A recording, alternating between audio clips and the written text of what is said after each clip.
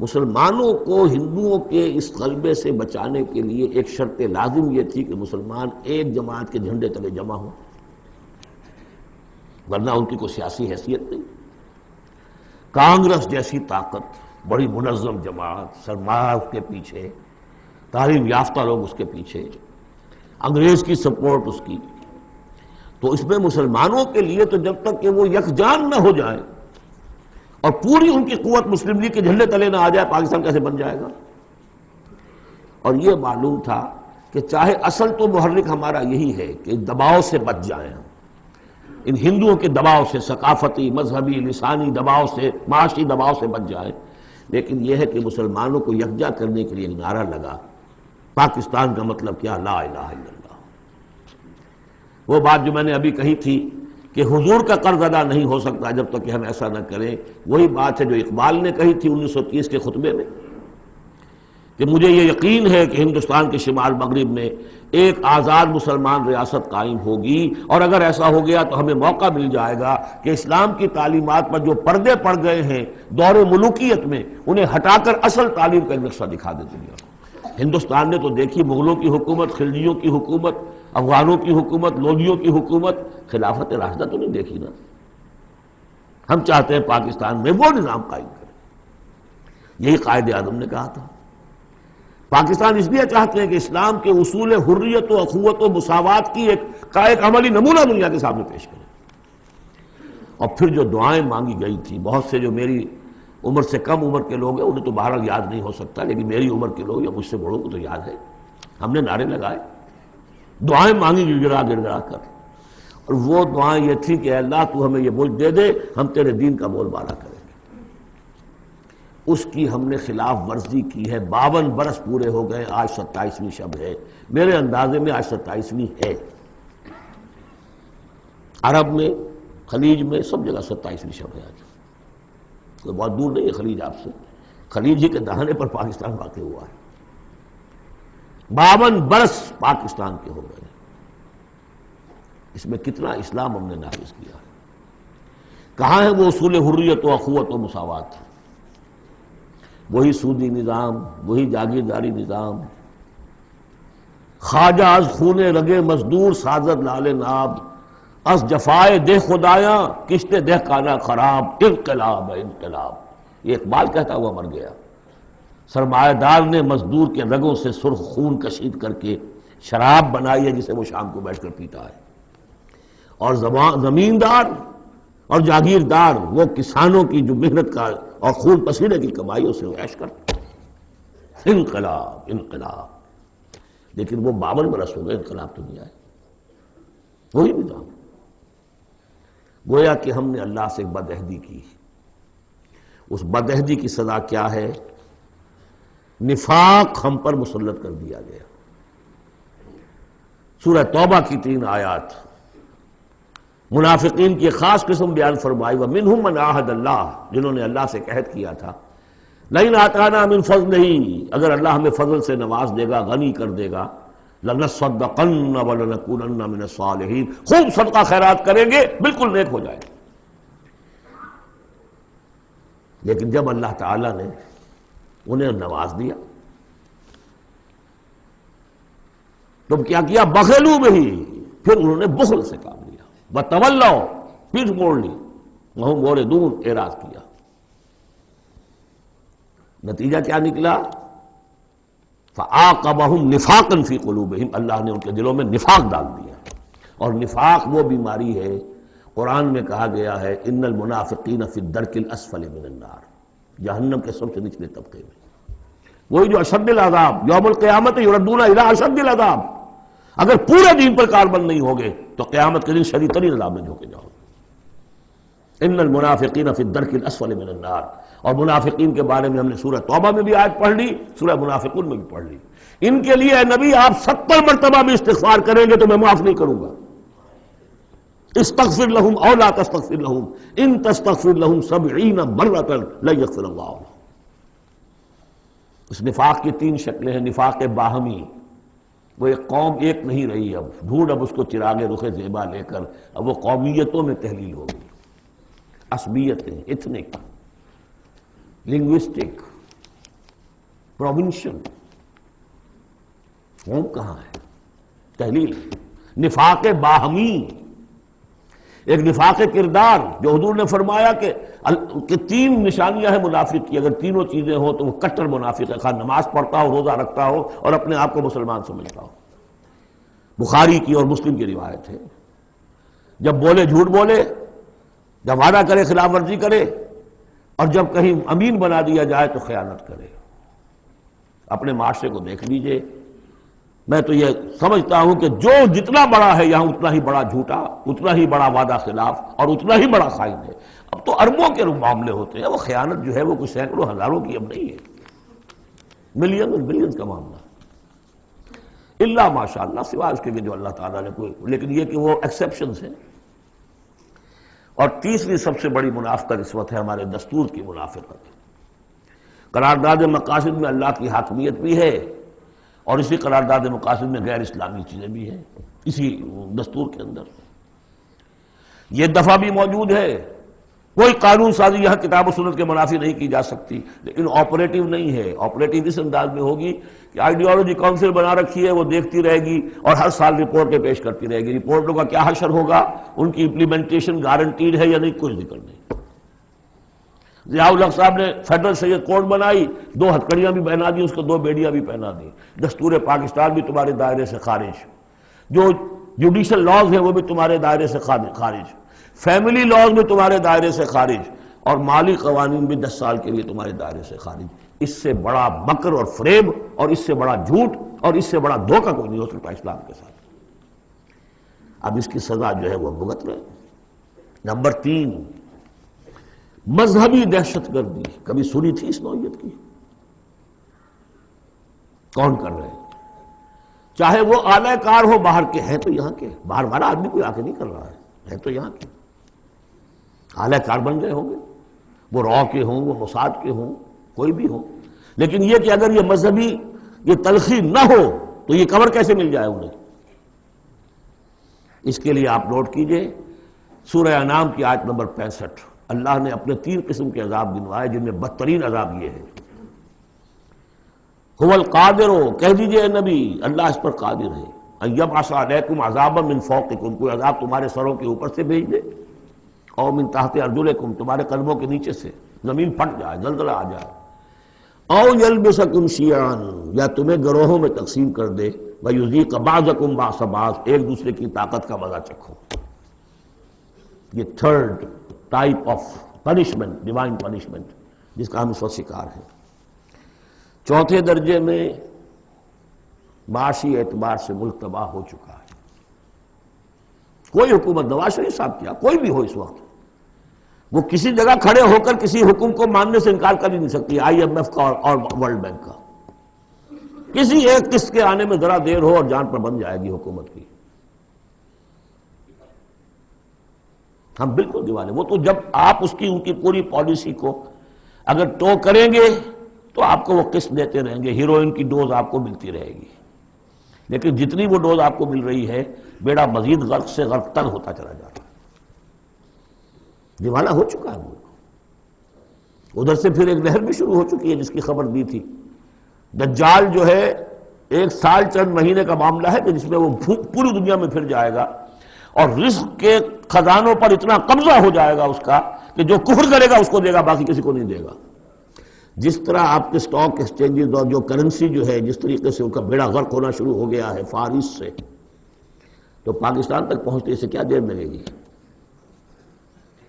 اور اگر رشیا میں ہو سکتا تھا کہ ڈبل روٹی نہیں رہی تھی، وہ جو فضاؤں میں جو سب سے پہلے گیا ملک، خلاؤں میں گیا، وہاں ڈبل روٹی نہیں ملتی تھی۔ وہاں ایک بوڑھی عورت کا فوٹو میں نے دیکھا تھا، شدید ترین سردی میں اپنا پل اوور دے رہی ہے ایک مچھلی لینے کے لیے۔ یہ حال ہوا اس ملک کا۔ ہمارا جو حال ہوگا اس کو اچھی طرح سمجھ لیجئے۔ یہ جو سورہ سبا کی آیت میں نے سنائی تھی، لَقَدْ كَانَ لِسَبَإٍ فِي مَسْكَنِهِمْ آیَةٌ، سبا قوم سبا میں بھی اللہ نے فرمایا ان کے وطن میں ہم نے ایک نشانی رکھی تھی، جنتان عن یمین و شمال، 2 جنتیں دی تھی ہم نے۔ پاکستان بھی 2 جنتوں پر مشتمل تھا، مشرقی پاکستان، مغربی پاکستان۔ کلوا من رزق ربکم واشکروا لہ بلدۃ طیبۃ ورب غفور، کھاؤ اللہ کے رزق میں سے۔ کتنی خوشحالی تھی پاکستان بننے کے بعد۔ ہندوستان جیسے کوئی شخص داخل ہوتا تھا پاکستان سے، وہ کہتا تھا کہ ہم کسی بڑے ترقی یافتہ ملک سے اور بڑے کسی دقیانوسی ملک میں داخل ہو گئے، اور وہاں سے جو آتا تھا وہ سمجھتا تھا کہ ہم کسی ویسٹرن ملک میں آ گئے۔ کتنی خوشحالی تھی۔ کلوا من رزق ربکم بلدۃ طیبۃ ورب غفور فاعرضوا، جب اعراض کیا تو پھر کیا ہوا؟ پھر جو عذاب ہم نے بھیجا ہے، ہم نے ان کے دونوں باغوں کی جگہ پر بس کو ان کے لیے دو جنگل پیدا باقی رہ گئے، جن میں کوئی پیلو، کوئی اور ڈیلے، کوئی کسیلی سے کچھ چیزیں پیدا ہو گئی، زیادہ سے زیادہ بیر۔ اللہ اللہ خیر صلی اللہ۔ ذالک جزیناہم بما کفروا، جو انہوں نے ناشکری کی تھی اس کا ہم نے بدلہ انہیں دیا۔ وہل نجازی الا الکفور، اور ایسا بدلہ ہم دیتے انہی کو ہیں جو انتہائی ناشکر ہیں۔ اس سے آگے آئیے، حصے بکھرے ہونے کا شدید اندیشہ اب پھر دوبارہ اٹھ کھڑا ہوا ہے۔ یہ جو کچھ ہوا ہے ہمارے ہاں عدلیہ کا بحران، اس میں چیف جسٹس بھی سندھی اور جو الیکشن کمیشن کا چیئرمین بھی سندھی، اور دونوں کے ساتھ جو معاملہ ہوا، اب صدر بھی سندھی، وزیر اعظم بھی سندھی، کوئی چمک ہے یا کوئی دمک ہے یا کوئی طاقت ہے، کوئی پشت پناہی ہے کہ یہ ساری چیزیں ہضم ہوتی جا رہی ہیں، لیکن کوئی ہے بہت بڑی شے کہ جو یہ ساری چیزیں ہضم کرا رہی ہے، ورنہ اس ملک کے اندر یہ چیزیں اس آسانی سے ہضم ہوتی تھی؟ کہ بول رہے ہیں بڑے بڑے لیڈر کہ کوئی ایجنڈا ہے جو اس کو پورا کرنے کے لیے سارا کام ہو رہا ہے۔ میں نے جمعے میں کہا کہ اب تو جناح پور کے لیے بھی آثار نظر آ رہے ہیں۔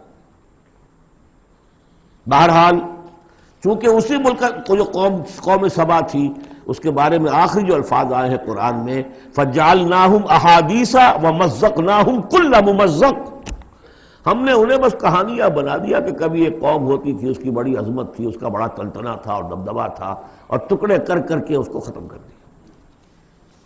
وہ حصے بکھرے ہونے کا معاملہ پھر، بلکہ نسیہ منسیہ ہونے کا، جیسا کہ میں نے جمعے میں عرض کیا تھا، اس صدی میں دو عظیم مملکتیں، عظیم سلطنتیں نسیہ منسیہ ہو گئی۔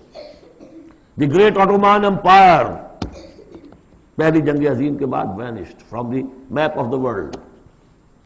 The great U S S R, اب کبھی طالب علم ڈھونڈا کریں گے کہاں کہاں ہوتی تھی یو ایس ایس آر۔ زمین رہتی ہے، نام بدل جاتے ہیں، آئیڈینٹی بدل جاتی ہے۔ اور اس کے لیے خاص طور پر نوٹ کر لیجئے، عالمی سیاست کے حالات اب جدھر جا رہے ہیں۔ بے نظیر بھٹو اگرچہ ظاہر بات ہے وہ اپوزیشن میں ہے اور اس وقت وہ زخم خوردہ بھی ہیں، لیکن جو باتیں وہ سیاسی انداز کی کرتی ہیں، اور خاص طور پر جب اسی کی تائید میں دوسرے لوگ بھی جو ان کا سیاست سے تعلق ہے، قاضی حسین احمد صاحب بھی کہہ رہے ہیں کوئی ایجنڈا ہے جس کو پورا کرنے کے لیے، اور اس وقت چاہتا ہے امریکہ کہ پاکستان کو بالکل تابع کر کے بھارت کے، اور اس کے لیے کوئی علیحدہ سے کوئی اس کی حیثیت نہ باقی رہ جائے، اس لیے کہ بھارت ہی واحد ملک اب اس ملک علاقے میں رہ گیا ہے کہ جس کو وہ پراپ اپ کر سکتا ہے چائنا کے خلاف، اور کوئی ہے نہیں۔ اور چائنا ایک بہت بڑا تھورن ہے ابھی آن دی سائڈ آف امریکہ، یا جو بھی نیو ورلڈ آرڈر ہے۔ اور اب جو خاص طور پر بھارت میں بی جے پی جس طرح ابھر کر آ رہی ہے، جان لیجئے کہ ان کا پہلا اوپن ڈکلیئرڈ جو ان کا ایم ہے ٹو انڈو پارٹیشن۔ میں جتنا کچھ وہاں کے حالات سے واقف ہوں، بھارت کے مسلمانوں کو کوئی اندیشہ نہیں ہونا چاہیے ان سے۔ پہلا ٹارگٹ انہوں نے بنانا ہے اس پارٹیشن کو ختم کرنا۔ ان کی گو ماتا کے ٹکڑے ہوئے، ان کے یہاں مذہبیت اور کیا ہے، ان کا کوئی نظام نہیں، کوئی قانون نہیں، ان کی روایات ہے، تہذیب ہے، کلچر ہے، لیکن پارٹیشن کے خلاف وہ کھلم کھلا ہے ٹو انڈو اٹ۔ اور اس کی صورتحال جو ہے اب اس کے لیے فضا بہت ہموار ہو رہی ہے۔ یہ تو میں نے آپ کو بتایا ہے قرآن اور سنت کے مختلف حوالوں سے کہ اس وقت پاکستان کی خصوصی حیثیت کیا ہے۔ ایک چند پہلوؤں سے اور دیکھ لیجئے، یہ other side of the picture ہے۔ 400 سال کی تجدیدی مساعی ہمارے پشت پر ہے۔ 1000 سال تک سارے مجددین امت عالم عرب میں پیدا ہوئے، 11ویں صدی، 12ویں صدی، 13ویں صدی، 14ویں صدی تمام مجددین امت ہندوستان میں پیدا ہوئے۔ مجدد الفسانی، شیخ احمد سرہندی، 12ویں صدی کے مجدد اعظم شاہ ولی اللہ دہلوی، 13ویں صدی کے مجدد اعظم سید احمد بریلوی، 14ویں صدی کے مجدد اعظم شیخ الہند مولانا محمود حسن، اور عظیم اور شخصیات علامہ اقبال، مولانا مودودی، مولانا الیاس، ایسی شخصیات پوری دنیا میں ان کے برابر کی شخصیات نہیں۔ یہ سارا ہمارے پیچھے ہے۔ یہ کیا ہے؟ یہ بار ہے ہم پر، ماضی کا ایک قرض ہے ہمارے کندھوں کے اوپر، ایک ذمہ داری ہے اسلاف کی طرف سے۔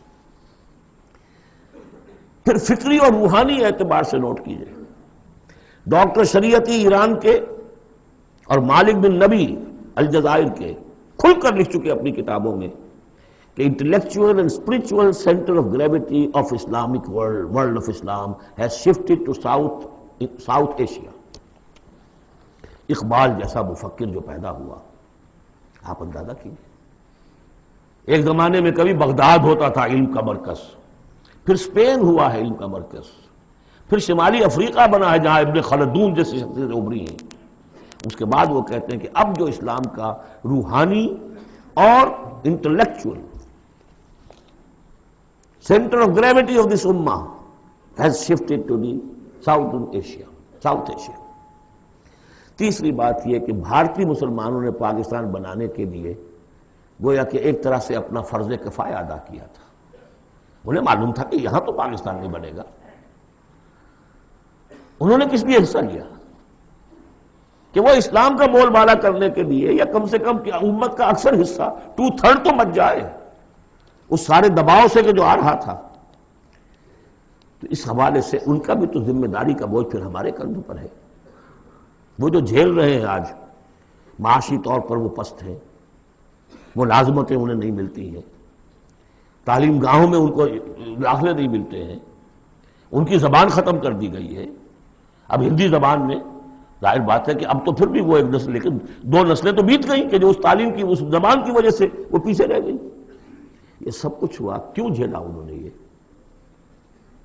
جو ہم پہ گزری سو گزری مگر شب ہجراں، ہمارے اشک تیری عاقبت سوار چلے، تو جو کچھ بیت رہی ہے ان پر، جبکہ انہیں یہ سننے پڑتے تھے نعرے، مسلمان کے 2 استھان، پاکستان یا قبرستان، نکلو یہاں سے، تم یہاں ہو کیوں یہاں پر؟ اب بال ٹھاکرے جو کچھ کہتا رہتا ہے، یہ وشوا ہندو پریشر کے لیے جو کچھ کہتے رہتے ہیں۔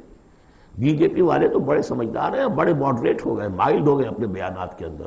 یہ وہ سمجھتے ہیں کہ یہ مسلمانوں نے بھارت کو ذرا اطمینان دلا کر پہلے نبٹ لے دونوں سائڈز کے ساتھ، بنگلہ دیش سے بھی، اور بنگلہ دیش سے تو نبٹ لیا انہوں نے۔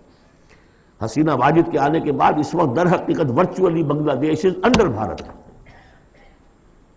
راہ کا جال بچھا ہوا ہے۔ میں ابھی ہو کر آیا وہاں پر، وہاں لوگوں نے مجھے بتایا، لیکن اتنا خوف ہے کہ مجال ہے کہ وہ ہم کوٹ نہ کر دیجئے، کہیں نام میرا نہ بتا دیجئے۔ یہ خوف کی کیفیت ہے۔ دنیا کو یہ دکھایا ہے کہ ہم نے فرقہ بند کا معاملہ جو طے کر دیا ہے، پانی ہے ہی نہیں۔ وہ بنگال جو میں نے سن 68 میں دیکھا تھا، ہر طرف سرسبزی اور شادابی اور پانی پانی، اب دیکھ کر آیا ہوں پانی نہیں ہے وہاں، سوکھے پڑے ہوئے نالے اور دریا۔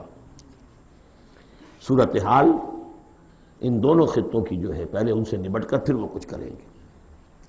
تیسرا اسپیکٹ میں آپ کو بتانا چاہتا ہوں، کچھ پیشین گوئیاں ہیں نبی اکرم صلی اللہ علیہ وسلم کی۔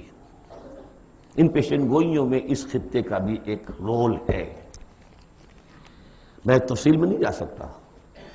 پیشین گوئی ایک یہ ہے جو قرآن اس سے بھی ثابت ہے، 3 مرتبہ فرمایا کہ رسول کو ہم نے بھیجا ہے دین کے غلبے کے لیے، اور 5 دفعہ فرمایا کہ بھیجا ہے تمام انسانوں کے لیے۔ تو رسولوں کا مقصد، رسول صلی اللہ علیہ وسلم کی بعثت کا مقصد پورا ہو ہی نہیں سکتا جب تک کہ پورے عالم اسلامی پر دین جو ہے قائم نہ ہو جائے۔ بقول اقبال کے وقت فرصت ہے، کہاں کام ابھی باقی ہے، نور توحید کا اتمام ابھی باقی ہے۔ لیکن حضور نے خبر دی ہوگا، دنیا کے خاتمے سے پہلے کل روئے ارضی پر نظام خلافت علی منہاج النبوہ قائم ہوگا، اور اس کے قائم ہونے میں خراسان کا علاقہ اور عرب کے مشرق کے ممالک جو ہے وہ رول پلے کریں گے۔ ظاہر بات ہے کہ اس علاقے میں آ کر افغانستان خراسان ہے، اور خراسان کا ایک حصہ پاکستان کا بھی کے اندر بھی شامل ہے۔ یہاں سے فوجیں جائیں گی، اور یہ جو یروشلم ہمارے ہاتھ سے نکلا اسے بازیافت جو ہے یہ کریں گی۔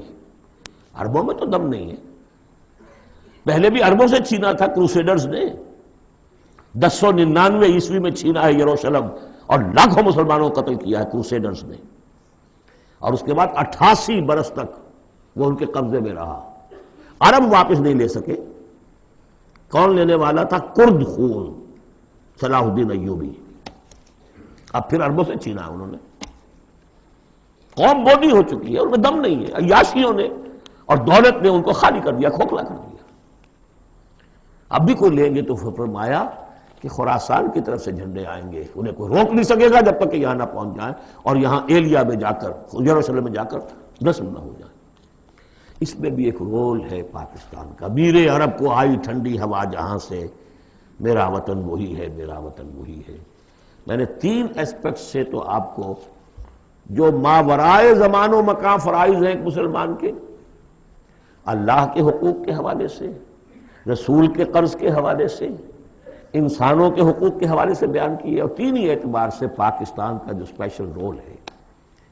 ایک تو یہ کہ جو ہماری جینیسس آف پاکستان ہے، اس کی بنیاد کیا تھی، قرآن میں اس کا بھی ذکر ہے۔ آج جس صورت سے ہم دو چار ہیں، منافقت کے 3 اسپیکٹس، قرآن میں اس کا بھی ذکر ہے۔ جو معاشی ہمارے ہاں بدحالی آ چکی ہے، قرآن کا اس کا بھی ذکر ہے، جو سورہ سبا میں ہم نے دیکھ لیا۔ اور جو اندیشے ہیں، مزقناہم کل ممزق جعلناہم احادیث، کہ بس کہانیاں رہ جائیں گی، کبھی ایک ملک بنا تھا، قائم تھا، اس کا عین امکان موجود ہے، بلکہ بین الاقوامی ادارے تو اس کو کہتے ہیں کہ ہوگا، بڑی جلدی ہو جائے گا۔ پچھلے دنوں وہ رپورٹ شائع ہوئی تھی امریکہ کی فارن آفس کی رپورٹ، کہ اتنے سالوں کے بعد پاکستان نام سے کوئی ملک دنیا میں نہیں ہوگا۔ اب میں چاہتا ہوں ذرا پازیٹیو سائڈ دکھاؤں، ہمارے پاس کچھ ایسٹس بھی ہیں یا نہیں۔ پہلی بات یہ ہے کہ چاہے کتنا ہی متزلزل ہے، کچھ ہے، پاکستان کے دستور میں اسلام جتنا آ گیا ہے، اگرچہ اس کی تکمیل جو ہے بہت مشکل ہے، لیکن اتنے حصے کو بھی نکال دینا کسی کے مائی کے لال کے لیے ممکن نہیں ہے۔ قرارداد مقاصد آئی ہے، اللہ کی حاکمیت کا اقرار ہے، گویا کہ نظام خلافت اصولاً دستوری طور پر پاکستان میں نافذ ہو چکا ہے۔ ایسے جیسے میں مسلمان ہوں، چاہے میں عمل نہیں کر رہا اسلام پر، مسلمان ہوں، ہمارا ہر شخص مسلمان ہے چاہے وہ عمل نہیں کر رہا ہے، اسی طرح پاکستان مسلمان ملک بن گیا ہے جب اس نے کہا sovereignty belongs to him and not to us۔ حاکمیت اللہ کی ہے، اور ہمارے ہاتھ میں جو اختیارات ہیں وہ ایک سیکریٹ ٹرسٹ ہے، اور یہ سیکریٹ ٹرسٹ استعمال ہوگا اسی حاکم مطلق کی دی ہوئی عائد کردہ حدود کے اندر۔ یہ ہے لا الہ الا اللہ، دستوری زبان میں یہ لا الہ الا اللہ، ان الحکم الا للہ لا الملک۔ پھر یہ کہ ایک بہت بڑا ایسٹ یہ ہے، بہت سی تحریکوں، بہت سے مصنفین، علامہ اقبال، مولانا مودودی اور بھی بہت سے مصنفین کی مسائل سے پاکستان میں جوان، ادھیڑ اور بوڑھے عمر کے لوگوں کی بہت بڑی تعداد ہے جو 2 چیزیں ان کے اندر موجود ہیں۔ نمبر 1، انہیں یہ معلوم ہو چکا ہے کہ ہمارا دین اسلام دین ہے، مذہب نہیں ہے، یہ پوری زندگی کا دین ہے، معلوم ہے۔ وہ دور گزر گیا جب کہ سمجھا جاتا تھا کہ بس نماز روزہ دین ہے، کچھ لوگ اب بھی ہیں، لیکن یہ معلوم ہے سب کو کہ یہ کل زندگی کا دین ہے، عبادت کا مطلب صرف نماز روزہ نہیں ہے، پوری زندگی میں اللہ کی بندگی ہے۔ وہ تصور دی ہاتھ سے دے کر اگر آزاد ہو ملت ہے، ایسی تجارت میں مسلمان کا خسارہ ہوئی دین و دنیا میں جس دم جدائی، ہم اس کی امیری ہم اس کی وزیری، جدا ہو دین سیاست سے تو رہ جاتی ہے چنگیزی۔ یہ اقبال کا پیغام تھا، وحدت دین و دنیا، دنیا کو تابع کرنا ہے دین کے، اور یہ کہ بہت سے لوگوں کے دلوں میں اس کی امنگ بھی ہے، خواہش بھی ہے، جذبہ بھی ہے۔ افسوس صرف یہ ہے کہ ایک تو بٹے ہوئے ہیں بہت، اپنی سیاسی مصلحتوں میں اس کو پیچھے رکھ کر اپنی پارٹی، اپنی شخصیت، اس کو ابھارنے کی فکر ہے۔ ایک خلط مبحث بہت تھا کہ کیسے دین یہاں لائیں، غلطی سے یہ سمجھا کہ الیکشن میں حصہ لو، ووٹ مل جائیں گے تو اسلام نافذ کر دیں گے، لیکن اس میں سمجھتا ہوں کہ اب بہت حد تک کمی ہو گئی ہے، تمام مذہبی جماعتیں یہ سمجھ چکی ہیں الیکشن کے ذریعے سے یہاں کچھ نہیں ہو سکتا، اسلام نہیں آ سکتا۔ تیسرے یہ کہ ایک عظیم قرآنی تحریک الحمدللہ اس ملک کے اندر قائم ہوئی اور چلی۔ کبھی سنا تھا؟ اپنے بڑوں سے پوچھ لیجئے، کبھی 6 گھنٹے بھی نماز تراویح کے لیے لوگ کسی مسجد میں رہے؟ پورا قرآن کا ترجمہ. درس قرآن کی محفلیں 500 700 آدمی جمع ہیں، جبکہ کوئی سیاسی نعرہ نہیں، کوئی اختلافی بات نہیں. جو لوگ رہے یہاں پر 25 دن جنہوں نے مجھے سنا ہے، کہیں کوئی اختلافی فرقے وارانہ کوئی بات. قرآن ایس سچ، قرآن سمجھو. یہ تحریک جو ہندوستان میں شروع ہوئی تھی شاہ ولی اللہ دہلوی سے، الفوز الکبیر انہوں نے لکھی، قرآن کا ترجمہ فارسی میں کیا، ان کے 2 بیٹوں نے اردو میں اس سے پہلے ترجمہ کرنا گناہ سمجھتے تھے لوگ. آج بھی بعض لوگ ہیں جو ترجمہ پڑھنے کو گناہ سمجھتے ہیں، بس قرآن پڑھو اور ثواب حاصل کر لو. ہے بہت بڑی جماعت بھی ہے جو یہ کہتی ہے. مسئلہ پوچھنا تو عالم دین سے پوچھ لو، تم خام کا ترجمہ کیوں پڑھتے ہو؟ تمہارے دل میں شکوک و شبہات پیدا ہو جائیں گے. بس پڑھو اور پڑھ کے ثواب لو. یہ شاہ ولی اللہ نے جب فارسی میں ترجمہ کیا، انہیں قتل کرنے کی سازش ہو چکی تھی. اس نے اتنا بڑا جرم کیا، اتنا بڑا گناہ کیا. بلا لیے گئے تھے سرحد کے علاقے سے پٹھان قتل کرنے کے لیے. اور مسجد جو فتح پور کی ہے دہلی کی، جو چاندنی چوک کے ایک سرے پر ہے، وہاں درس حدیث دیتے تھے عصر کے بعد، اور اس کے بعد وہ نکل رہے تھے مسجد میں، باہر وہ کھڑے ہوئے تھے قتل کرنے کے لیے. لیکن کچھ اللہ نے ایسی ہیبت ڈال دی اس وقت ان کے دل پر، کوئی ایسی ان کی شخصیت کا اثر پڑا، وہ حملہ نہیں کر سکے. بہرحال یہ تحریک شروع کی انہوں نے، قرآن کو ایک اوپن کتاب بنایا، کھلی کتاب، پڑھو اس کو، سمجھو اس کو. لیکن الحمدللہ اس کا اگر یہ ملک نہ بنتا تو شاید یہ تحریک ایسی آپ کو یہاں نظر نہ آ سکتی. مواقع ملے ہیں ہمیں، اللہ نے ہمیں سہولتیں دی ہیں. آپ کو معلوم ہے کتنے مہینے تک ہر ہفتے الہدا کا پروگرام جو ہے پورے ملک میں، جو یوں سمجھیے کہ نیشنل حکم پر ایک ہی وقت میں، اور وہ ٹیلی کاسٹ ہوا. غلغلہ ایک پیدا ہو گیا تھا کہ نہیں اسلام قرآن مجید کا. اگرچہ یہ کہ بر وقت جو ہے اس ملک کے اندر جو مغربیت کے پرستار ہیں، جلدی انہیں ہوش آ گیا کہ یہ تو طوفان جو ہے ہمارے لیے مصیبت بن جائے گا، تو اس کے لیے جو بھی کیا وہ آپ کو معلوم ہے. مجھے اس سے کوئی غرض نہیں، ویڈیوز ہیں، آڈیوز ہیں، میری دعوت پھیل رہی ہے. دنیا میں جہاں چلے جائیے آپ، جہاں اردو پڑھنے والے، اور اب تو میں نے 3-4 سال سے انگریزی کی ٹانگ توڑنی شروع کر دی ہے. امریکہ جاتا ہوں تو انگریزی کا، اس لیے کہ پہلے میں یہاں تو گھبراتا ہوں انگریزی میں تقریر کرتے ہوئے. یہاں کے لوگ بڑے حساس ہوتے ہیں کہ ذرا یہ لفظ انہوں نے ٹھیک نہیں بولا، اب وہ مسکرائیں گے. تو اس سے یہ ہے کہ میں تو یہاں تو کرتا نہیں، وہاں تو جتنی چاہے ٹانگ توڑیں اس کی، اس لیے کہ انہیں خود انگریزی نہیں آتی. ان کے اپنے اپنے ایکسنٹ ہیں، اپنے اپنا ہے، وہ کیا بول رہے ہوتے ہیں، اور ان کی توجہ ہوتی ہے سننے کے لیے یہ کہہ کیا رہے. تو الحمدللہ کہ اب تو میں جاتا ہوں تو 1.5 مہینے میں ایک دفعہ، پچھلی مرتبہ میری ایک تقریر اردو میں ہوئی ایک جگہ پر، باقی سب انگریزی میں. پورا یہ میسج انگریزی میں جا چکا ہے عربوں کو، لوکل وہاں کے افرو امریکنز کو، پھر وہاں سے ہو کر مختلف، وہ تو نرس سینٹر ہے امریکہ اس وقت، وہاں سے جہاں جہاں وہ چیز پہنچ رہی ہے. تو اب اس کا کوئی نتیجہ انشاءاللہ نکلے گا، اور اس کا مرکز اللہ نے اس ملک کو بنایا.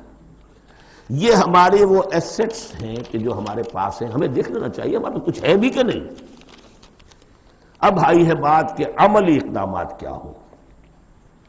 پہلا قدم تو وہ تھا کہ جو میں نے جمعے میں بیان کیا، اس شعور کو اجاگر کیا جائے کہ اللہ کے دین کو غالب کرنے کی جد و جہد فرض عین ہے.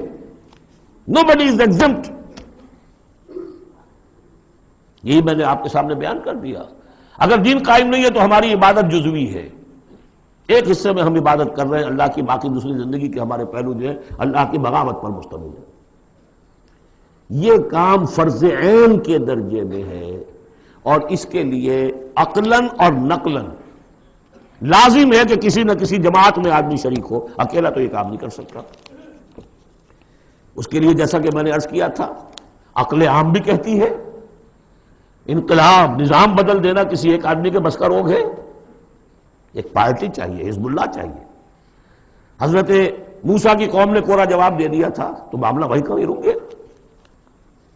حضور کے ساتھیوں نے ایک جماعت کی شکل میں اپنا، جہاں حضور کا پسینہ گرا وہاں اپنی خون کی ندیاں بہا دی، اسلام قائم ہو گئے. پھر احادیث دیکھیے، علیکم بالجماع، لا اسلام الا بالجماع. اور سب سے بڑی حدیث، انی آمرکم بخمس، اللہ اے مسلمانوں میں تمہیں 5 باتوں کا حکم دے کر جا رہا ہوں. اللہ امرنی بہن، مجھے اللہ نے ان کا حکم دیا ہے. بالجماعت والسمع والطاعت والہجرت والجہاد فی سبیل اللہ. جماعت کی زندگی ہو اور جماعت بھی سم و طاعت والی، listen and obey, strong discipline. اور یہ جماعت کیا کرے گی؟ ہجرت اور جہاد کرے گی. یہ حدیث جو ہے ذرا نوٹ کیجئے کس قدر اس میں ایمفیسس ہے. انی آمرکم بخمس اللہ امرنی بہن، میں تمہیں 5 باتوں کا حکم دے کر جا رہا ہوں، اللہ نے مجھے اس کا حکم دیا ہے. پھر اس جماعت کے خد و خال ہم نے پڑھے قرآن مجید میں. حزب اللہ سورہ مائدہ میں فَإِنَّ حزب اللہ هم الغالبون، حزب اللہ کے یہ اوصاف ہیں. حزب اللہ اللہ کی پارٹی. سورہ مجادلہ میں شیطان کی پارٹی، حزب الشیطان اور اللہ کی پارٹی. اس جماعت میں ہر فرد کو ہونا چاہیے. البتہ اس کے لیے یہ نہیں کہ میں صرف اپنی جماعت کی بات کر رہا ہوں. کوئی جماعت ہو جو آپ کو سمجھ میں آئے کہ یہ ٹھیک ہے، یہ دین کے لیے صحیح کام کر رہی ہے، اس میں شامل ہو، تاکہ کوئی شخص بھی اس سے محروم نہ ہو. جیسے حضور نے فرمایا بلغوا انی ولو آیتن، پہنچاؤ میری جانب سے، کہا ایک ہی آیت پہنچاؤ. میرا کوئی امتی بھی تبلیغ قرآن کے فریضے سے محروم نہ رہ جائے. اس لیے کہ پھر میرا امتی کیسے ہوا؟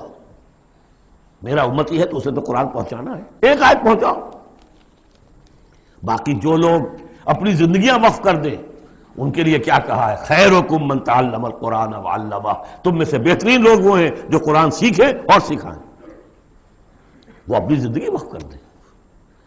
اس حوالے سے کسی بھی جماعت میں جس پر دل ٹھک جائے، اگرچہ اس کے 4 خصائص ضروری ہیں جو آپ کو تلاش کرنے چاہیے. نمبر 1، ڈکلیئرڈ ایم ہونا چاہیے اقامت دین، دین کا غلبہ، نتھنگ شارٹ آف دیٹ. کوئی جزوی بات، کوئی سماجی اصلاح، یہ سارے کام اچھے ہوتے ہیں. کوئی خدمت خلق کا کام بہت اچھی بات ہے، لیکن یہ کہ ہر شے کا اپنا مقام ہے. جماعت ہونی چاہیے جس کا مقصود ہو اللہ کے دین کا غلبہ. اقامت دین کہہ لیں، اسے غلبہ دین کہہ لیں، نظام خلافت کا قیام کہہ لیں، حکومت الہیہ کا قیام کہہ لیں، لیکن ڈکلیئرڈ ایم ہونا چاہیے. ان اصطلاحات میں سے کوئی استعمال کر لیجیے. نمبر 2، وہ ڈسپلنڈ ہونی چاہیے. سم و طاعت، آمرکم بخمس اللہ امرنی بہن بالجماعت والسمع والطاعت. ہجوم نہیں، منظم. ایک امیر سے ان کا عہد ہو اطاعت کا. نمبر 3، اسے اپنا طریقہ کار کلیئرلی اسپیل آؤٹ کرنا چاہیے کہ ہم کس نہج سے یہ کام کرنا چاہتے ہیں. ایسے ہی مبہم سے نعرے لگا کر اور لوگوں کو صرف وقتی جوش دلا کر تو یہ نہیں.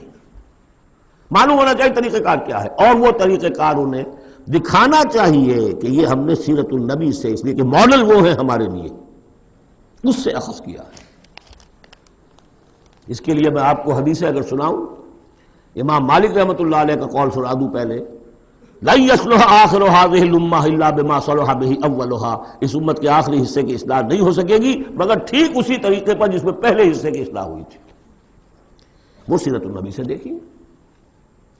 اور چوتھی بات یہ ہے کہ اس کی قیادت کو ٹھوک بجا کر دیکھ لینا چاہیے جتنا بھی ممکن ہے. باقی یہ کہ آپ کسی کے دل میں نہیں اتر سکتے، لیکن دیکھ لینا چاہیے. whether they practice what they say. ان کے گھریلو نظام کیسا ہے، انہوں نے اپنے گھر میں دین نافذ کیا، ان کی معاش کیا ہے، وہ ہے شریعت کے دائرے میں.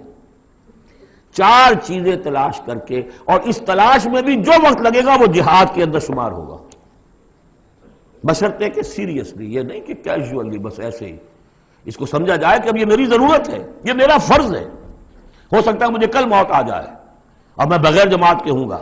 اقامت دین کی جد و جہد فرض عین ہے، اور اس کے لیے نماز شرط لازم ہے. جیسے نماز کے لیے اس کے لیے جماعت شرط لازم ہے، جیسے کہ نماز کے لیے وضو شرط لازم ہے. وضو کے بغیر نماز نہیں ہوتی. یہ 4 شرطوں میں انسان تلاش کرے، جو بھی سمجھ میں آ جائے، جو بھی سمجھ میں آ جائے. میں نے جو عہد لیا جمعے کے روز، اور کچھ لوگ بعد میں پریشان بھی ہو گئے، اتنا بڑا عہد لے لیا ہم سے، اچانک لے لیا، وہ اس لیے لیا ہے، اس میں الفاظ ہے ممکنہ حد تک میں اپنا وقت اس کام میں لگاؤں گا. کوئی میں نے اس کے لیے معیار مقرر نہیں کیا ہے، ممکنہ حد تک اس کی کوشش ہر شخص کرے. فاتقوا اللہ ما استطعتم.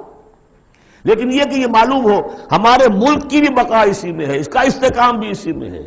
یہ کشتی ڈوبتی ہے تو ہم ڈوبیں گے، یہ تیرتی ہے تو ہم تیریں گے. خالص دنیاوی اعتبار سے بھی سوچنے کی بات ہے، اور پھر یہ کہ اللہ کے ساتھ وعدہ خلافی کی اس سے کہیں زیادہ سزا کہیں مل نہ جائے۔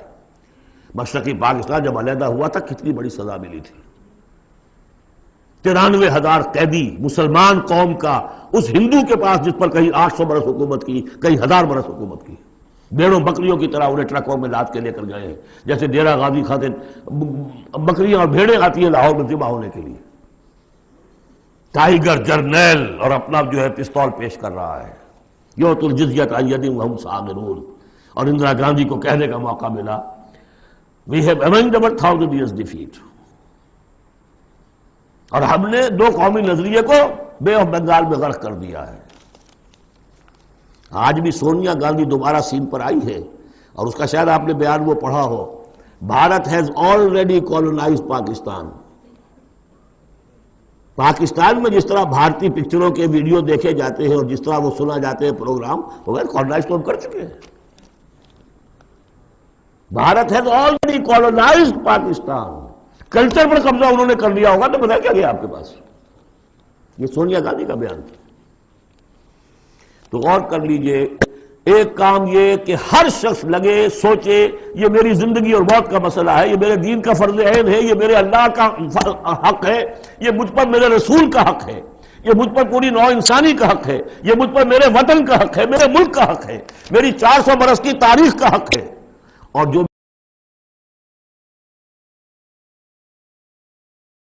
بھی خبریں دی ہیں محمد الرسول اللہ صلی اللہ علیہ وسلم، ان سے بھی میرے اندر یہ جذبہ پیدا ہو جانا چاہیے کہ ان کی صداقت کو ثابت کرنے کے لیے تن من دھن لگا دوں۔ اب میں چند باتیں عرض کروں گا۔ جو میں نے کہا کہ یہ تو ہے کوئی جماعت آپ تلاش کریں، اور اس کے بعد بھی انسان آنکھیں کھلی رکھے، کان کھلے رکھے، غور کرتا رہے۔ ہے جستجو کے خوب سے ہے خوب تر کہاں، آج شروع تو کر دینا، کسی میں شریک ہو جائے۔ اس میں یہ بات بھی عرض کر دوں کہ میرے نزدیک جماعت کی بنیاد جو مسنون اور منسوس اور معصور وہ ہے بیعت کا نظام۔ لیکن اگر بیعت کا نظام نہ بھی ہو اور وہ صرف دستوری جماعت ہو، وہ بھی مباح ہے، جماعت کے حق میں ہے، بشرطے کہ اس کا ڈسپلن مضبوط ہو۔ وہ چار آنے والی ممبری والی جماعتیں سیاسی جماعتیں ہوتی ہیں، وہ جماعت جس کا ڈسپلن ہو، جس کا اخلاقی ایک معیار ہو۔ اب میں چند باتیں آپ سے عرض کر دوں کہ میں نے 33 سال میں جو کام کیا ہے، 65 سے میں نے اپنے مشن کا آغاز کیا تھا،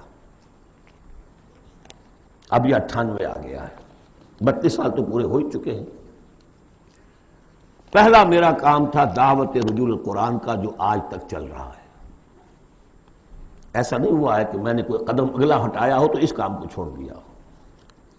اس 66ویں برس میں اپنی عمر کے میں نے جو 25 دن یہاں مشقت جھیلی ہے، اس سے پہلے امریکہ میں آدھا قرآن میں انگریزی میں بھی دورہ ترجمہ قرآن ریکارڈ کرا چکا ہوں، پورا مطالعہ قرآن حکیم کا منتخب نصاب انگریزی میں ریکارڈ کرا چکا ہوں، 20 گھنٹے کے پروگرام 1 گھنٹے کے چنک میں ریکارڈ کرائے ہیں، 6 گھنٹے کا پروگرام ہے ایمان کے بارے میں، ایمان کسے کہتے ہیں، 2 گھنٹے کا جہاد، 2 گھنٹے کا نفاق، 2 گھنٹے کا شرک، اور 8 گھنٹے کا پروگرام خلافت کس کو کہتے ہیں، اور خلافت آج اگر دنیا میں قائم ہوگی تو اس کا پولیٹیکو سوشو اکنامک ڈھانچہ کیا ہوگا۔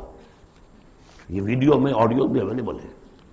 بہرحال یہ دعوت رجوع القرآن کہ اس کے نتائج الحمدللہ بہت نکلے ہیں، براہ راست بھی نکلے ہیں۔ انجمنیں قائم ہوئی ہیں، لاہور کی مرکزی انجمن، پھر کراچی کی انجمن، پھر ملتان کی انجمن، پھر فیصل آباد کی انجمن، پنڈی کی انجمن، پشاور کی انجمن، انجمنیں قائم ہوئی، اکیڈمیز وجود میں آئی ہیں۔ لاہور کی اکیڈمی پہلے، پھر یہ اکیڈمی ہوئی ہے، اکیڈمی ملتان میں بن چکی ہے، قرآن کانفرنسیں ہم نے منعقد کی ہیں، قرآنی تربیت گاہیں 1 مہینے کی، 40 دن کی، 7 دن کی ہمہ وقت، یہ سب کیا ہم نے۔ اور درس قرآن جو عوامی درس قرآن لاہور میں میرا ہوتا تھا، جبکہ اتوار کی چھٹی ہوتی تھی، اس وقت میرا عوامی درس جو ہوتا تھا وہ 500-700 آدمی اس میں ہوتے تھے۔ ایک مرتبہ ایک کتاب تقسیم ہوئی تو اس کی گنتی سے معلوم ہو گیا کہ 700 نسخے وہاں تقسیم ہوئے، اور اس کا ایک بالواسطہ بھی بڑا اچھا نتیجہ نکلا ہے۔ بہت سے ادارے اب قائم ہو گئے ہیں جو قرآن مجید کی دعوت، عربی زبان کی تدریج، جو ہم نے آج سے سن یوں سمجھیے کہ یہ انجمن قائم ہوئی ہے سن 72 میں، 26 برس ہو رہے ہیں۔ ہم نے جو اصطلاحات وضع کی تھی، قرآن کانفرنس سے، الحمدللہ وہاں ہو گئی۔ یہی اس طریقے سے عربی زبان کی کلاسز، اس میں بھی بالواسطہ الحمدللہ ہمیں اس کا فضل ملے گا، اس لیے کہ ایک شروع ہم نے کیا۔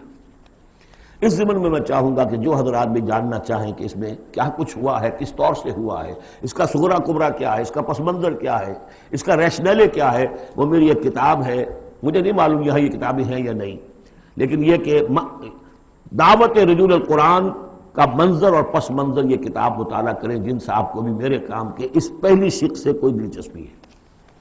اس کے ضمن میں آپ نے سن لیا ہے، یہاں پر بھی خواتین کے پروگرام بھی ہو رہے ہیں، 1 ایئر کورس بھی شروع ہو رہا ہے، لاہور میں تو مسلسل ہو رہا ہے، امریکہ سے آ کے لوگ وہاں پر شریک ہو رہے ہیں اور 1 ایئر کورس کر کے نوجوان جا رہے ہیں۔ الحمدللہ کہ وہاں پر ہمارا جو ہے اب انشاءاللہ کوئی اکیڈمی وہاں پر بھی شروع ہو جائے گی، یہ ہو رہا ہے امریکہ کے اندر۔ دوسرا کام جو میں نے کیا الحمدللہ اللہ کے فضل و کرم سے، ایک مختصر لیکن منظم جماعت تنظیم بیعت کی بنیاد پر ایک مردہ سنت کو زندہ کیا آپ نے۔ میرا دعویٰ یہ ہے کہ بنیاد کسی جماعت کی قرآن، حدیث، سنت، سیرت اور 1400 برس کی تاریخ دنیا جو ہماری مسلمانوں کی ہے، 1300 برس تک کم سے کم کوئی اور بنیاد اجتماعیت کی ہے ہی نہیں سوائے بیعت کے۔ حضور نے کی بیعت، آؤ بیعت کرو میرے ہاتھ پر، آؤ مرنے کی بیعت کرو، یا پھر وہ بیعت جو عقبہ ثانیہ میں لی گئی تھی، بایعنا رسول اللہ صلی اللہ علیہ وسلم علی السمع والطاعۃ فی العسر والیسر والمنشط والمکرہ، بڑی طویل حدیث ہے، وہ میں بعد میں آپ کو بتاؤں گا بھی۔ ہم نے اسی کو اخذ کیا ہے، اختیار کیا ہے، تنظیم اسلامی میں شمولیت کے لیے جو بیعت ہے وہیں سے لی ہے۔ بہرحال ہم نے اس پر ایک کتاب، ایک جماعت مرتب کر دی ہے، ڈھانچہ بنا دیا ہے، نظام العمل بنا دیا اس کا۔ یہ نہیں ہے کہ بیعت کا مطلب یہ کہ اب آپ کو کچھ کہنے کا حق ہی نہیں، لا حول ولا قوت۔ حضور سے لوگ اختلاف کر لیتے تھے، حضور نے فرمایا تھا غزوہ بدر میں کہ ہم یہاں لگا دو، لگا دیا گیا۔ پھر کچھ لوگوں نے کہا کہ حضور اگر تو یہ وحی سے ہے تو ٹھیک ہے، سر آنکھوں پر، اگر آپ کی ذاتی رائے تو اجازت ہو تو ہم کچھ عرض کریں۔ فرمایا ہاں کہو، کہ ہمارا جو تجربہ ہے جنگی تجربہ، اس کی روح سے وہاں پر کیمپ ہو تو اچھا۔ فرمایا اٹھاؤ، اکھاڑو کہ ہم یہاں سے لگا دو۔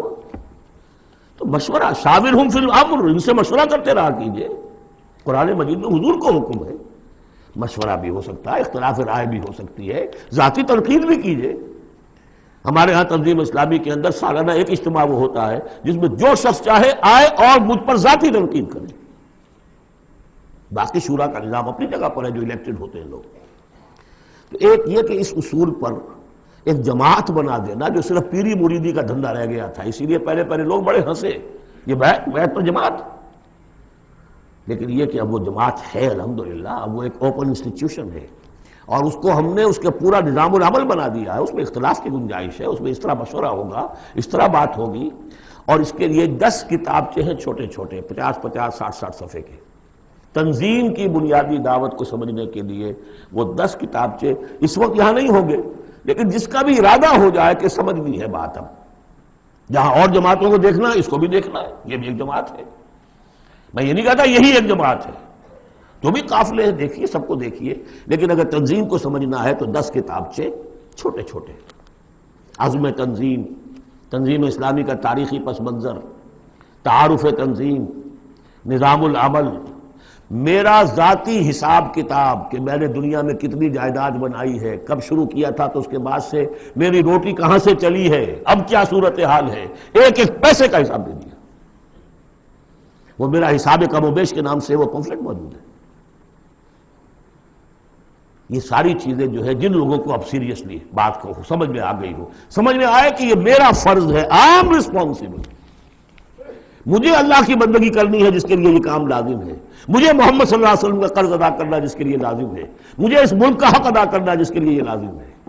یہ اگر آپ کو اپنے فرض کا احساس ہو جائے گا تو آپ تلاش کریں گے، جو تلاش کرے گا وہ پائے گا، جو اندہ یا بندہ۔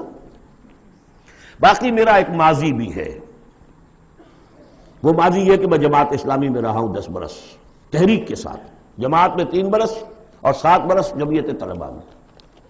جمعیت طلبہ میں ناظم اعلیٰ بھی رہا ہوں آل پاکستان، جبکہ یہ مشرقی اور مغربی پاکستان دونوں ایک ہی ملک تھے، اور جماعت اسلامی میں میں ایک ضلعی تنظیم کا امیر رہا ہوں، ضلع منگمری کا۔ بہرحال یہ نوٹ کر لیجئے کہ وہ میرا ماضی ہے، اس سے مجھے اختلاف ہوا تو کیوں ہوا تھا، اس پر میری پوری کتاب موجود ہے۔ کوئی بدنیتی کا الزام میں نے مولانا مودودی پر نہیں لگایا، لیکن یہ کہ اختلاف ہوا تھا کہ الیکشن کے ذریعے سے بات سامنے آ چکی ہے، ہماری یہ ساری ایکسرسائز میں فٹیلٹی ہے، ہمیں انقلابی طریقہ کار اختیار کرنا چاہیے۔ وہ کتاب تحریک جماعت اسلامی ایک تحقیقی مطالعہ جو میں نے 25 برس کی عمر میں لکھی تھی اور جماعت کا رکن تھا اس وقت تک، میں نکل کر نہیں لکھی ہے میں نے، وہ تو جس کو نوٹ آف ڈسینٹ ہوتا ہے، پارٹی ورکر ہے، ممبر ہے، اور وہ ڈس اولیژن ہو گیا کسی وجہ سے، اختلاف ہو گیا ہے تو اپنی رائے ظاہر کرتا ہے نا، وہ میں نے پیش کی تھی۔ وہ کتاب بھی موجود ہے، لیکن اس کے بعد جس طریقے سے اس کی مس ہینڈلنگ ہوئی اس سارے اختلاف کی، اور پھر بڑے بڑے لوگ مولانا امین حسن اصلاحی صاحب، عبدالغفار حسن صاحب، عبدالجبار غازی صاحب، عبدالرحیم اشرف صاحب، کراچی کے شیخ سلطان صاحب، شیخ جمیل الرحمان صاحب، اور بہت سے، مولانا افتخار بلخی صاحب، یہ سب لوگ جو جماعت سے علیحدہ ہوئے، یہ حادثہ کیوں ہوا، اس پر بھی پھر میری ایک کتاب ہے، تاریخ جماعت اسلامی کا ایک گم شدہ باب۔ جنہیں میرے اس ماضی کو دیکھنا ہو، کچھ شکوک و شبہات تو میرے بارے میں بڑے پروپیگنڈے کر دیے گئے ہیں اور جس کی وجہ سے حجابات سے قائم ہو چکے ہیں، لیکن اس کو دیکھنا، اسٹڈی کریں، معلوم کریں، دودھ کا دودھ پانی کا پانی علیحدہ ہو جائے۔ تیسرا کام جو الحمدللہ میں اللہ کا بڑا فضل و کرم اپنے اوپر مانتے ہوئے اس کا تذکرہ کر رہا ہوں، اسے کسی درجے میں بھی کوئی خود ستائی نہ سمجھیے، بلکہ آج ہی جو آپ نے آیت پڑھی ہے فَأَمَّا بِنِعْمَتِ رَبِّكَ فَحَدِّثْ، جو بھی نعمتیں ہوئی ہوں ان کا تذکرہ کیا کرو۔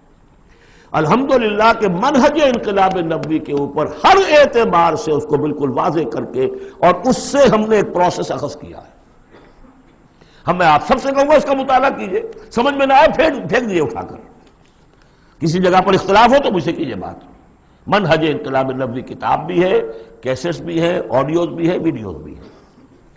چوتھے درجے میں ہم نے تحریک خلافت شروع کی تھی، سن 91 میں میں نے یہی کراچی سے شروع کی، پھر اس کے بعد یہی کراچی میں خالد دینا ہال میں نے 4 دن لیکچر دیے خلافت کے موضوع پر، اور اس کے بعد اگرچہ پروگرام یہ تھا کہ اسے ایک عوامی موومنٹ چلایا جائے، لیکن ابھی فی الحال ہم نے محسوس کیا کہ لوگ کچھ ہلنے کے لیے تیار نہیں ہے۔ وہ ضرور دستخط کر دیتے ہیں، فارم پر کر دیتے ہیں، 2000 کا جلسہ ہے، 200 فارم ہمیں مل گئے، لیکن اس کے بعد ان کو ڈھونڈیے تو ملیں گے نہیں۔ لہٰذا وہ ہم نے صرف یہ رکھا ہے، محدود کر دیا ہے کہ جو بیعت نہ کرنا چاہیں ابھی اور تنظیم اسلامی میں شامل ہونا چاہیں تو وہ معاون تحریک خلافت ہو جائے۔ اور ایک ہم نے تحریک خلافت ایک بنائی ہے رجسٹرڈ باڈی، تاکہ خلافت سے متعلق جو بھی مواد ہے وہ لوگوں کو پہنچایا جائے۔ میں نے وہ اپنے خطبات جو ہیں وہ شائع کیے، ان کا فارسی میں ترجمہ کرایا ہے، خاص طور پر اس وقت افغانستان میں اور ایران میں شدت کے ساتھ ضرورت ہے کہ انہیں معلوم نہیں، کر بیٹھے ہیں وہ لیکن سمجھ میں نہیں آ رہا چلائیں کیسے ہم۔ ایران میں بھی آپ نے دیکھ لیا ہوگا کہ جو ان کے خامنہئی صدر جو ہیں ان کے رہبر اور ان کے اور صدر کے مابین اب اختلاف ہے، سڑکوں تک پر وہ اختلاف آ گیا۔ یہ ڈوئلزم چل نہیں سکتا، ایک طرف انتخاب ہے، انتخاب سے ہو کے آ رہا ہے، ایک طرف وہ جو ہے بیٹھے ہوئے ہیں، اور جیسے کہ آپ کو معلوم ہے خمینی صاحب نے، وہ جو پہلے صدر تھے بنی صدر صاحب، وہ شاید 98-99% ووٹ لے کر آئے تھے، خمینی صاحب نے ڈسمس کر دی، چھٹی ہو گئی۔ تو نظام کیا ہوگا، اسلامی خلافت کا نظام کیا ہوگا؟ میں ہو کے آیا ہوں پچھلے سال اور وہاں کے علماء سے گفتگو ہوئی ہے، کنفیوزڈ ہے۔ باقی یہ جو بیچارے ہمارے ساتھی افغانستان کے، ان میں تو اکثر کی جدید تعلیم ہی نہیں، وہ بہرحال ان کا جذبہ تھا، حالات ایسے تھے جس کی وجہ سے کہ انہوں نے جو بھی کچھ کیا ہے، اور طالبان کے پاس بہت بڑا علاقہ ہے اب، لیکن یہ ہے کہ انہیں بھی بتانے کی ضرورت ہے کہ یہ اسلامی نظام اب کیسے چلے گا ماڈرن حالات میں، ماڈرن سٹیٹ ہو، خلافت ہو، خلافت اصولی طور پر کیا تھی اور خلافت حضور کے دور میں کیا تھی اور خلافت اب کیا ہوگی، اس کو سمجھنا ہے دلیل کے ساتھ۔ اس کے لیے پیسہ چاہیے، اس کے لیے تعاون چاہیے، وہ کتابیں پھیلیں، چھپیں۔ اس حوالے سے یہ 4 شق ہیں میرے کام کے جو میں نے آپ کے سامنے رکھ دیے۔ تھوڑی سی بات اور کر دوں، میرا تعلق کن سے ہے؟ دعوت رجوع قرآن میں نے اپنے فکر کی، اپنی سوچ کے 4 سورسز معین کیے ہیں۔ اولین فکر جو ہے میرے فکر پر جو بھی اثر پڑا ہے وہ علامہ اقبال کی ملی شاعری کا ہے، اور ہائیسٹ بھی اسی کا اثر ہے ان کا فلسافیکل تھاٹ جو لیکچرز میں ہے، reconstruction of religious thought in Islam. اس کے بعد مولانا مودودی کا تحریکی فکر، تحریک۔ اقبال مفکر تھے، وہ تحریک چلانے والے آدمی نہیں تھے، اگرچہ ابھی معلوم ہوا ہے ڈاکٹر برہان احمد فاروقی نے، ان کا انتقال ہوا ابھی شاید 2 سال ہوئے ہیں، لیکن انتقال سے پہلے کتاب لکھ دی جس سے ثابت ہوتا ہے کہ علامہ اقبال عمر کی آخری سٹیجز میں سن 35-36 میں بیعت کی بنیاد پر ایک جمعیت شبان المسلمین قائم کرنا چاہتے تھے، اور اس کا دستور بھی مرتب ہو گیا تھا۔ وہ ڈاکٹر برہان احمد اصفہانی کی کتاب، اس کی تلخیص کر کے ہم نے شائع کر دیا علامہ اقبال کی آخری خواہش، اس میں خط و کتابت ہے، وہ ساری کی ساری چیزیں جو ریکارڈ میں موجود ہیں۔ لیکن بہرحال انہوں نے اپنی زندگی میں یہ کام شروع کر نہیں سکے۔ یہ کام مولانا مودودی نے شروع کیا، تحریک اٹھائی، جماعت بنائی۔ لیکن مولانا مودودی سے پہلے میرے نزدیک ابوالکلام بھی تھے۔ انہوں نے حزب اللہ بنائی تھی 1913 میں، اور وہ بیعت کی بنیاد پر تھی۔ اس حوالے سے یہ میرا ایک پس منظر ہے، اور 3 اعتبارات سے پھر میں اپنا رشتہ جوڑتا ہوں شیخ الہند سے، وہ نوٹ کر لیجیے اچھی طرح۔ ایک تو یہ کہ شیخ الہند کا جو ترجمہ، اس پر جو تفسیری حواشی لکھے شبیر احمد عثمانی صاحب نے، یہ میرے لیے قرآن فہمی کا بہت بڑا سورس ہے۔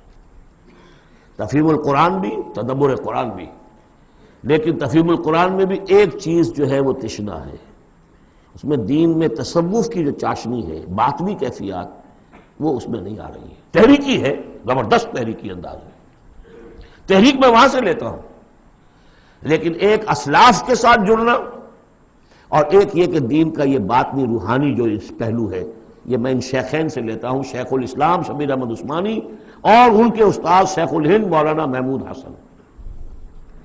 پھر ابوالکلام کو شیخ الہند نے تجویز کیا تھا 1920 میں کہ اس کے ہاتھ پر بیعت کرو اور اسے امام الہند مانو، اور مولانا مودودی بھی الجمیت کے اندر انہوں نے اپنی صحافت کا آغاز کیا تھا اسی وقت جس زمانے میں کہ شیخ الہند اس کے صدر تھے۔ یہ سارے حقائق جو اس وقت بالکل نگاہوں سے چھپے ہوئے ہیں، یہ میری ایک کتاب ہے جماعت شیخ الہند اور تنظیم اسلامی، اس میں تفصیل کے ساتھ موجود ہے۔ یہ میں صرف اس لیے بتا رہا ہوں کہ جس کو بھی ان 25-26 دنوں کے اندر کوئی بھی تعلق خاطر قائم ہوا ہو، جو سیریسلی سوچنے کو تیار ہو، وہ ان چیزوں کا مطالعہ کریں۔ اب آخری بات ہے، من انصاری اللہ، کون ہے میرا مددگار اللہ کی راہ میں؟ اس مدد کی کیا کیا شکلیں ہو سکتی ہیں؟ سب سے پہلے تو یہ جو میرے فکر سے متفق ہو گئے، جو طریقہ کار ان کے سامنے آیا ہے اس کو انہوں نے مان لیا، اگر وہ مجھ سے واقف بھی ہیں اور مجھ پر اعتماد بھی کر سکتے ہیں تو تاخیر نہ کریں اور بیعت کریں اور تنظیم اسلامی میں شامل ہو جائیں۔ اس بیعت کی وضاحت میں ابھی اس حدیث کی روح سے کروں گا بعد میں۔ یہ نہیں اگر اس سے کمتر ابھی آپ چاہتے ہیں کہ کوئی نسبتاً کمتر معاملہ رہے ابھی بیعت کے معاملے میں، اتنا اقدام جو ہے فوری طور پر نہ ہو، تو یہاں کی انجمن خدام القرآن ہے، اس کے ممبر بنیے، کورس شروع ہو رہا ہے، اس میں وقت نکالیے۔ آپ نے جو ہے مختلف پروفیشنل تعلیم کے اوپر کتنے سال لگائے ہیں؟ کوئی ایم ایس کر کے آتا ہے امریکہ سے، کتنے سال لگائے ہوتے ہیں؟ کیا 1 سال بھی نہیں نکال سکتے زندگی کا؟ اللہ پوچھے گا تم سب کچھ پڑھ لیا، تم نے انگریزی پڑھ لی، تم نے اتنی پڑھ لی انگریزی کہ انگریزوں کو پڑھا دو، اور عربی اتنی بھی نہ سیکھی کہ تم میری کتاب کو براہ راست سمجھ سکتے۔ ہم نے ان کے لیے 1 ایئر کورس شروع کیا ہے کہ جو لکھے پڑھے جاہل ہیں، اس اعتبار سے کہ ایک طرف پی ایچ ڈی ہے، ڈاکٹریٹ کی ہوئی ہے، دوسری طرف الف بے کے قرآن کی معلوم ہے، ان کے لیے یہ کورس ہے۔ اس میں آپ شامل ہو، اس کا آپ نے جو اس کا ہے کتابچہ وغیرہ وہ شائع ہو چکا ہے، وہ آپ کو مل جائے گا۔ نمبر 3، تحریک خلافت جو ہے اس کی 2 شکلیں ہیں۔ معاون تحریک خلافت وہ تنظیم اسلامی کے تابع ہوگا، تنظیم اسلامی کے ساتھ ہوگا، لیکن بیعت کیے ہوئے نہیں ہوگا۔ جو بیعت کرتا ہے وہ رفیق کہلاتا ہے تنظیم اسلامی کا۔ اور دوسرے یہ کہ ہم نے ایک ایسی جماعت بنائی ہے جس میں کہ اس لٹریچر کو پھیلانے کے لیے ہمیں وسائل چاہیے، اس کی ممبرشپ ہے۔ جو شخص بھی صاحب استطاعت ہے 500 روپے ماہانہ اگر وہ تحریک خلافت کو دے سکتا ہے تو وہ اس کا رکن بنے گا۔ وہ ایک رجسٹرڈ باڈی ہے، اس کے سارے حساب کتاب جیسے انجمنوں کے ہوتے اس طریقے سے ہیں۔ یہ 4 شکلیں ہیں کہ جس میں آپ میرے ساتھ تعاون کر سکتے ہیں، شریک ہو سکتے ہیں، درجے وار میں نے وہ ساری باتیں آپ کے سامنے رکھ دی۔ اب آخر میں آپ کو بتاتا ہوں کہ جو بیعت ہوتی ہے ہماری، اس کے 3 جز ہیں۔ پہلا جز وہ ہے کہ جو ہر شخص کرتا ہی ہے مسلمان، صرف بیعت کے وقت اسے شعوری طور پر تازے کرنا ہے۔ اشہد ان لا الہ الا اللہ وحدہ لا شریک لہ واشہد ان محمدا عبدہ ورسولہ صلی اللہ علیہ وسلم۔ اسی پر تو ہماری دین کی بنیاد قائم ہے۔ لیکن تازہ کرنا کہ آج میں پھر شعوری طور پر گواہی دے رہا ہوں اللہ کے سوا کوئی معبود نہیں، وہ تنہا ہے، اس کا کوئی شریک نہیں، اور محمد اس کے بندے اور رسول ہے۔ نمبر 2، استغفر اللہ ربی من کل ذنب، میں استغفار کرتا ہوں اللہ سے اپنے تمام گناہوں کا، اے اللہ اب تک جو کچھ ہوا معاف فرما دے۔ اور نمبر 3 وَأَتُوبُ إِلَيْهِ تَوْبَةً نَصُوحًا، اور پروردگار میں تیری جناب میں توبہ کرتا ہوں خلوص دل کے ساتھ۔ یا ایھا الذین آمنوا توبوا الی اللہ توبۃ نصوحا۔ پہلا حصہ یہ ہے۔ دوسرا حصہ انی اعاہد اللہ، میں اللہ سے عہد کرتا ہوں۔ یہ اللہ سے عہد ہے، بیع و شراء اللہ کے درمیان اور بندے کے درمیان ہے۔ ان اللہ اشتری من المؤمنین انفسهم واموالهم بان لهم الجنہ، جنت اس کے پاس ہے، وہ آپ کو دے گا، آپ سے وہ جان اور مال مانگ رہا ہے۔ وہ بیع کیا ہے؟ انی اعاہد اللہ، میں اللہ سے عہد کرتا ہوں، ان اہجر کل ما یکرہہ، ہر اس چیز کو چھوڑ دوں گا جو اسے پسند نہیں ہے۔ وَأُجَاهِدَ فِي سَبِيلِهِ جُهْدَ اسْتِطَاعَتِي، اور اپنی مقدور بھر اس کی راہ میں جہاد کروں گا۔ اس کے معنی کیا ہے؟ انفق مالی وابذل نفسی، اپنا مال بھی خرچ کروں گا، جان بھی، وقت بھی صرف کروں گا، لِإِقَامَةِ دِينِهِ وَإِعْلَاءِ كَلِمَتِهِ، اس کے دین کو قائم کرنے کے لیے اور اس کے کلمے کی سربلندی کے لیے۔ اب تیسرا حصہ آیا، وَلِأَجْلِ ذَلِكَ، اس مقصد کے لیے أُبَايِعُكَ، میں آپ سے بیعت کرتا ہوں۔